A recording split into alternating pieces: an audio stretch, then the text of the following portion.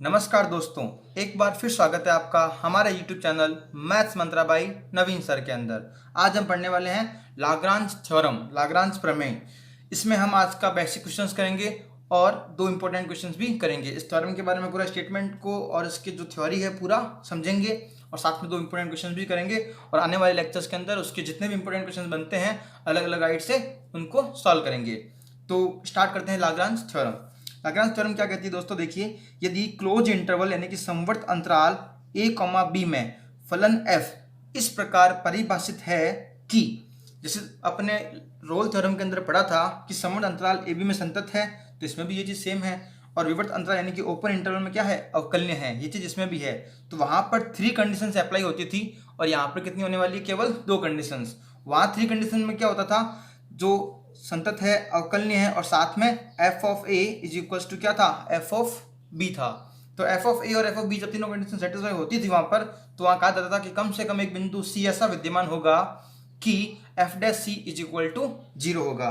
लेकिन यहाँ पर ऐसा नहीं है दोस्तों, यहाँ क्या है, संतत है, अवकलनीय है, केवल 2 कंडीशन है।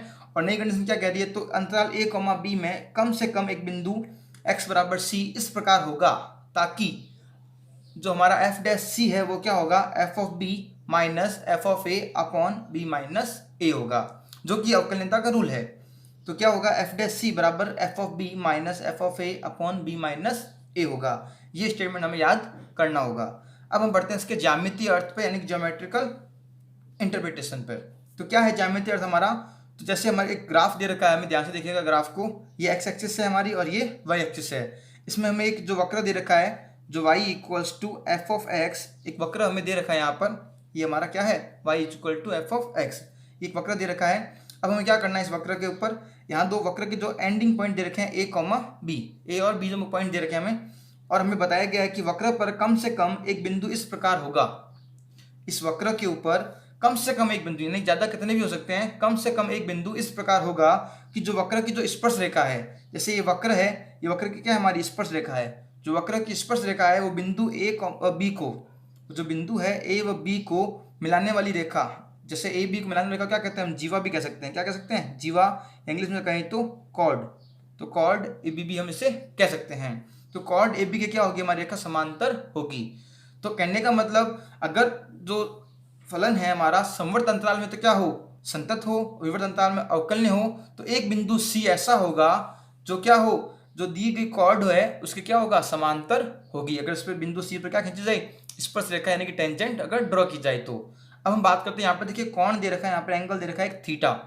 ये हमारा क्या है, एंगल थीटा। ये थीटा एंगल, ये भी क्या होगा, एंगल थीटा, क्योंकि जब दो लाइंस क्या होती है, पैरेलल होती है, तो ये एंगल क्या बनाती है, हमारा कॉरस्पॉन्डिंग एंगल की डेफिनेशन से क्या होते हैं, इक्वल होते हैं, जिसको हम हिंदी में संगत कोण भी कहते हैं। तो ये हमारा पॉइंट है x is equals to a, x is equals to b, और ये पॉइंट हमें क्या, x is equals to c, जो ये वाला पॉइंट है हमारा c। अब हम बात करते हैं इसका एक अन्य रूप की, जो थीटा वाला रूप की हम बात करते हैं। दोस्तों क्या है थीटा वाला रूप, इसकी ओर आगे बढ़ते हैं। तो हमारा अन्य रूप है, यदि फलन f, जो फलन f था अभी जो हमने पढ़ा था, वो फलन f a और a प्लस h में तो क्या हो, संतत हो, और a और a प्लस h में क्या हो, अवकलनीय हो, यानी कि क्लोज इंटरवल में तो कॉन्टिन्यूअस हो एंड ओपन इंटरवल में क्या हो, डिफरेंशिएबल हो, यानी कि अवकलनीय हो। तो ये कहता है कि 0 से 1 के मध्य, क्या कह रहा है ये, तो 0 से 1 के मध्य कम से कम एक संख्या ऐसी होगी, कम से कम एक संख्या ऐसी होगी जो थीटा होगी वो 0 से 1 के क्या होगी, बीच में होगी। क्या होगी वो, f of a plus h minus f of a upon h is equals to क्या होगा, f dash upon a plus theta h. तो दोस्तों ध्यान देखते हैं कैसे बना ये। हमने पढ़ा था कि अभी ये था a और ये था b, और ये था a और ये था b, ऐसा हमने पढ़ा था। और उस अकॉर्डिंग जो डेफिनेशन थी क्या आई थी हमारे पास, f dash c is equals to f of b minus f of a upon b minus a पढ़ा था हमने। लेकिन यहाँ पर f ऑफ b की जगह क्या दे रखा है, हमें a प्लस एच आ गया है, तो क्या लिख देंगे हम, f of a plus h minus f of a, और यहाँ क्या b माइनस a, यानी कि b तो क्या था, a plus h minus a, तो a से क्या हो जाएगा, कैंसिल आउट हो जाएगा, क्या बचेगा हमारे पास, यहाँ पर h बचेगा। इसीलिए हमने फॉर्मूले में क्या लिखा है, f of a plus h minus f of a upon h is equals to f dash a plus theta h. यहाँ क्या मान लिया हमने, a प्लस थीटा एच, जो हमारा केवल यहाँ पर जो f डैश c आ रहा था वहाँ क्या मान लिया हमने, थीटा। और थीटा की स्पेशल इंपॉर्टेंट बात याद करनी है, थीटा क्या होना चाहिए, 0 से 1 के बीच में होना चाहिए, इस बात का विशेष ध्यान रखना है। नोट, एक बात और याद रखनी है, क्वेश्चन आ सकता है हमारा, एक क्वेश्चन आ सकता है इंपोर्टेंट। नोट क्या है हमारा, नोट को ध्यान से पढ़ते हैं दोस्तों। नोट है हमारा लाग्रांज प्रमेय का जो स्टेटमेंट है, जो कथन है, उसमें अगर एफ ऑफ ए और एफ ऑफ बी हम बराबर रख दें, क्या रख दें, एफ ऑफ ए और एफ ऑफ बी क्या रख दें हम, यदि बराबर रख दें तो जो हमें स्टेटमेंट प्राप्त होता है किसका होता है, वो हमें रोल प्रमेय का स्टेटमेंट प्राप्त होता है दोस्तों। कौन सा होता है, रोलेस थ्योरम का। अब आप पूछोगे सर कैसे होता है, तो इसके बारे में हम बताते हैं। हमारा जो थ्योरम थी वो क्या थी, एफ डैश सी बराबर क्या था, f of b minus f of a upon b minus a था। अब हमें क्या कहा गया कि एफ ऑफ बी और एफ ऑफ ए क्या रखना है, हमें बराबर रखना है। क्या रखना है, बराबर। तो यहाँ पर एफ ऑफ ए की जगह क्या रख दूं, मैं एफ ऑफ बी रख दूं। तो यहाँ पर भी एफ ऑफ बी और यहाँ पर भी क्या है, एफ ऑफ बी है। तो एफ ऑफ बी में से जब एफ ऑफ बी सब्ट्रैक्ट होगा तो क्या बचेगा, जीरो। और जीरो के ऊपर में कुछ भी होती है पूरी वैल्यू क्या हो जाएगी हमारी, जीरो। तो हमारा जो एफ डैश सी है वो क्या आ जाएगा, जीरो आ जाएगा। क्या आ जाएगा, जीरो के इक्वल आ गया। तो अब हमें समझ में आ गया है कि लाग्रांज प्रमेय की जो स्टेटमेंट है उसमें एफ ऑफ ए और एफ ऑफ बी को जब बराबर रख दें तो कौन सा स्टेटमेंट प्राप्त होता है हमें, रोलेस थ्योरम का। आगे बढ़ते हैं दोस्तों, जो रोलेस थ्योरम के इंपोर्टेंट जो रिजल्ट्स है उसके बारे में बात करते हैं। तो रोलेस थ्योरम के इंपोर्टेंट रिजल्ट्स के बारे में बात करें तो उसमें पहले लाइन पढ़ते हैं हम। पहली क्या है, वो सेम कंडीशंस फॉलो करनी चाहिए। कौन सी, यदि फंक्शन अंतराल ए बी पर संतत हो और ए बी में क्या हो, अवकलनीय, यानी कि क्लोज इंटरवल में तो कॉन्टिन्यूअस हो और ओपन इंटरवल में डिफरेंशिएबल हो। तो सबके लिए जो x बिलोंग्स टू क्या करेगा, ए बी के लिए क्या करेगा, अगर एफ डैश एक्स क्या हो, जीरो के इक्वल हो, क्या हो, जीरो के इक्वल, तो इसका मतलब क्या है कि हमारा जो फंक्शन वो क्या होगा, कांस्टेंट होगा। क्या होगा, कांस्टेंट होगा। ये कंफर्म बात है। ये हमारे इंपोर्टेंट रिजल्ट जो हमें क्या करना है, याद करने हैं। और याद को मेरे एक आदत है, मैं क्या लिखता हूँ, वाई ए डी मीन्स याद। ठीक है, आगे बढ़ते हैं दोस्तों। अगर स्टेटमेंट सेकंड की बात करते हैं, इसके इंपोर्टेंट सेकंड रिजल्ट्स की बात करते हैं। क्या है, अगर जो फंक्शन है उसका हम अवकलन करें और उसके अवकलन की जो वैल्यू क्या हो जाए, जीरो से बड़ी आ जाए, मतलब पॉजिटिव वैल्यू आ जाए। अगर जीरो आ जाए तो क्या होगा, फंक्शन क्या होगा हमारा, अचर होगा। और जीरो से अगर बड़ी आ जाए तो बड़ी होगी तो क्या होगी, पॉजिटिव होगी। तो मतलब क्या होगा, फंक्शन क्या होगा हमारा, एक दिष्ट वर्धमान फलन होगा। क्या होगा, एक दिष्ट वर्धमान फलन। सिमिलरली अगर एफ डैश एक्स क्या आ जाए, लेस देन जीरो आ जाए, तो जो हमारा फंक्शन वो क्या होगा, एक दिष्ट रासमान फलन। क्या बोलते हैं इसको, रासमान फलन बोलते हैं दोस्तों। आगे बात करें दोस्तों, हमारा जो सेकंड इंपोर्टेंट रिजल्ट है हमारा वो क्या है, यदि जो फंक्शन यहाँ दे रखे हो एफ और जी दो फलन हो, क्या हो, एफ और जी जो फलन हो, कौन से, अंतराल ए बी पर तो क्या हो, संतत हो, और ए कॉमा बी यानी कि स्मॉल इंटरवल, यानी कि अपना जो ओपन इंटरवल है इसमें क्या हो, अवकलनीय हो। तो इस कंडीशन में तथा हमें एक बात और दे रखी हो, क्या हो, एफ डैश एक्स बराबर जी डैश एक्स हो। क्या हो, एक तो दो फंक्शन दे रखे हो हमें एफ और जी, अंतराल क्लोज में तो क्या हो, कॉन्टिन्यूअस, और जो ओपन इंटरवल उसमें क्या हो, डिफरेंशिएबल हो। और साथ में कंडीशन और दे रखी हो कि जो फंक्शन का हम अगर डिफरेंशिएशन करें यानी कि अवकलन करें दोनों का, तो वो भी क्या है, इक्वल आए। तो इस कंडीशन में जो फलनों का जो अंतर होगा यानी कि एफ माइनस जी होगा, वो अंतराल ए बी में क्या होगा, हमेशा अचल फलन होगा। अब आपको कंफ्यूजन होगा सर कैसे हो सकता है, एक एग्जांपल लेके बताते हैं दोस्तों। अगर फंक्शन दे रखा हो, मैं एफ ऑफ एक्स दे रखा हो 3x+4 दे रखा हो, ठीक है, और सिमिलरली जो हमें जी ऑफ एक्स दे रखा हो वो क्या दे रखा हो, 3x-10 दे रखा हो, फॉर एग्जाम्पल। ठीक है दोस्तों, अब इस कंडीशन में अगर हम इसका अवकलन करें, यानी कि अगर हम एफ डैश एक्स निकालें, कौन सा निकालें, एफ डैश एक्स निकालें, तो हमारा जो एफ डैश एक्स वो क्या आएगा इस कंडीशन में, हमारा 3x+4 का अवकलन क्या आएगा, इसका तो हो जाएगा 0, इसका क्या आएगा, केवल 3 आएगा। क्या आएगा, 3। एंड सिमिलरली अगर जी डैश एक्स निकालें तो इसका अवकलन क्या आएगा हमारे पास, इसका भी ये तो हो जाएगा 0, इसका भी क्या आएगा, 3। आई बात समझ में दोस्तों। तो मैंने कहा था कि इस दोनों कंडीशन में क्या आया अवकलन हमारा, दोनों एफ डैश एक्स का भी और जी डैश दोनों क्या हमारे पास बराबर आ चुके हैं। क्या आ चुके हैं, बराबर। तो यहाँ पर कहा गया था कि ऐसा कंडीशन दोनों का जो अंतर होगा वो हमेशा क्या होगा, अचर होगा। अब दोनों क्या निकालते हैं हम, अंतर निकालते हैं। तो 3x+4 में से क्या करना है, 3x-10 सब्ट्रैक्ट करना है। तो 3x में से 3x गया तो क्या 0, 4 में से 10 सब्ट्रैक्ट करना था तो माइनस साइन पहले से ही है, तो क्या हो जाएगा माइनस माइनस प्लस, तो 4 + 10 क्या हो जाएगा हमारा 14। क्या हो जाएगा 14। इसका मतलब फंक्शन क्या है हमारा, अचर फलन आया है। क्या आया है, अचर। अब हम बात करते हैं हमारे, बढ़ते हैं आगे इंपॉर्टेंट क्वेश्चंस की ओर। आज हम केवल प्रैक्टिस के लिए 2 क्वेश्चंस ले रहे हैं, आने वाले वीडियो में हम इसके आगे के क्वेश्चंस करने वाले हैं। तो हमारा पहला प्रैक्टिस क्वेश्चन है, यदि एक वक्र, जो वक्र दे रखा हो वो क्या हो, 2 बिंदुओं ए और बी के मध्य तो क्या हो, संतत हो, और इसके प्रत्येक बिंदु पर वक्र की क्या हो, एक अद्वितीय स्पर्श रेखा खींची जा सकती हो। जो हमारा ग्राफ है जैसे हमारा ये ग्राफ है, इसके प्रत्येक बिंदु पर क्या हो सकती हो, एक अद्वितीय यानी कि यूनिक क्या हो, टेंजेंट ड्रॉ की जा सकती है। यहाँ पर भी टेंजेंट ड्रॉ कर सकते हैं, यहाँ भी कर सकते हैं, यहाँ भी कर सकते हैं, यानी कि प्रत्येक बिंदु पर क्या कर सकते हैं, टेंजेंट ड्रॉ कर सकते हैं। तो जो बिंदुओं ए और बी, जो बिंदु मान लेते हैं ये एक बिंदु ए है और ये बिंदु मान लेते हैं बी है, मान लो ये ए है और ये बी है, तो बिंदुओं ए और बी में कम से कम एक बिंदु ऐसा विद्यमान होगा, क्या होगा, कम से कम एक बिंदु ऐसा विद्यमान होगा कि उस पर खींची की जो स्पर्श रेखा है, उस पर खींची की जो स्पर्श रेखा है वो क्या होगी, हमारी जीवा ए बी के क्या होगी, समांतर होगी। ये तो देखो दोस्तों, ये सेम स्टेटमेंट आ गया हमारा, जो हमने डेफिनेशन पढ़ी थी अभी यहाँ पर, कि क्या होगी, मिलाने वाली रेखा क्या होगी, समांतर होती है। तो ये किसकी डेफिनेशन थी दोस्तों, ये थी हमारी लाग्रांज की।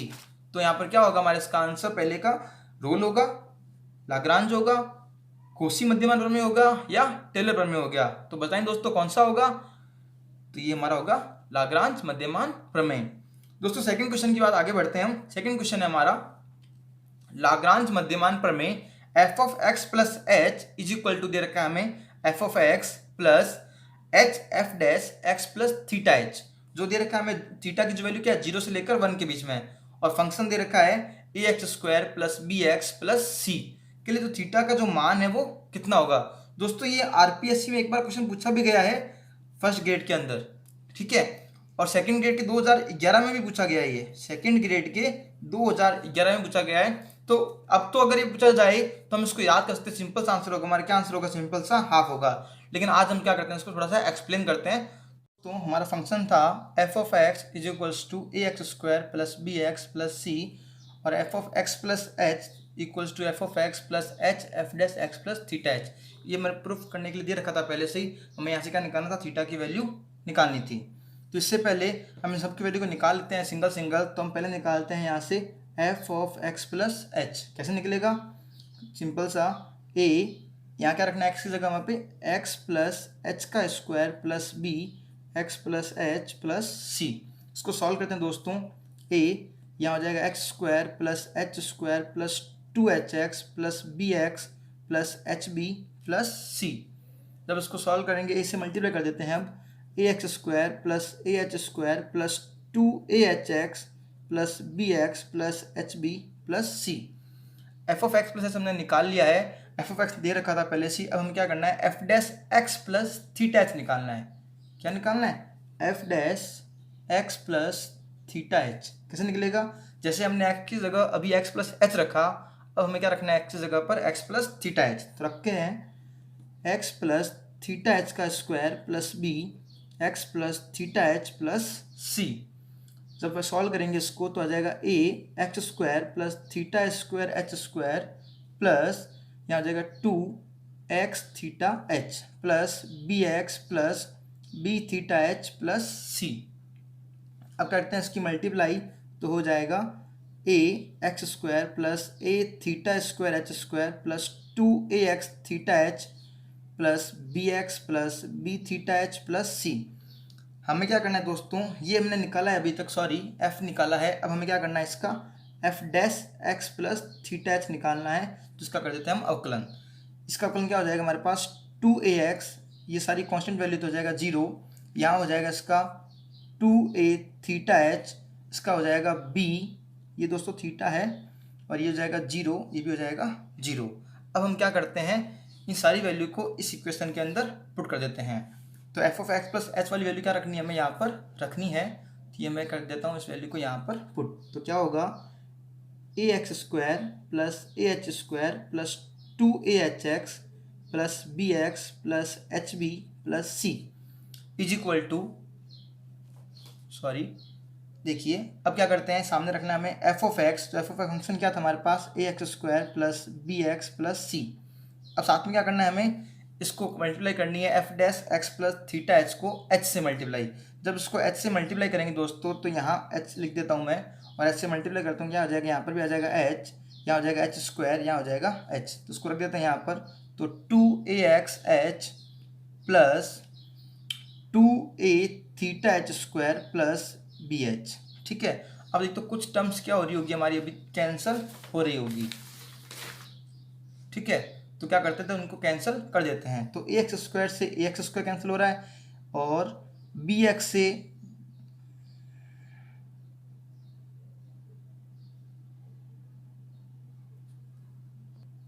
और बी एक्स से बी एक्स कैंसिल हो जाएगा, एच बी से एच बी कैंसिल हो जाएगा और साथ में रहेगा हमारे पास 2AHX, सॉरी सी से हो जाएगा सी कैंसिल और 2AHX से 2AHX कैंसिल हो जाएगा। तो हमारे पास बचेगा इधर AH स्क्वायर, यहाँ बचेगा 2A थीटा एच स्क्वायर। तो एच स्क्वायर से एच स्क्वायर कैंसिल, थीटा से सॉरी ए से ए कैंसिल, तो हमारे पास बचेगा theta is equals to theta is equals to 1 और लास्ट में बचेगा थीटा इज इक्वल्स टू हाफ। ये हो जाएगा हमारा आंसर। तो दोस्तों हमें ज़रूर बताइएगा कि आपको ये हमारा वीडियो कैसा लगा। यदि आपको हमारा वीडियो पसंद आया तो प्लीज़ इसे लाइक करें, चैनल को सब्सक्राइब करें और ज़्यादा से ज़्यादा दोस्तों के साथ शेयर करें, क्योंकि हम लाने वाले हैं आगे आपके लिए मध्यमान प्रमेय का आगे के पूरे इंपॉर्टेंट क्वेश्चंस और आगे का पूरा टॉपिक। थैंक यू दोस्तों, have a nice day, stay home stay safe.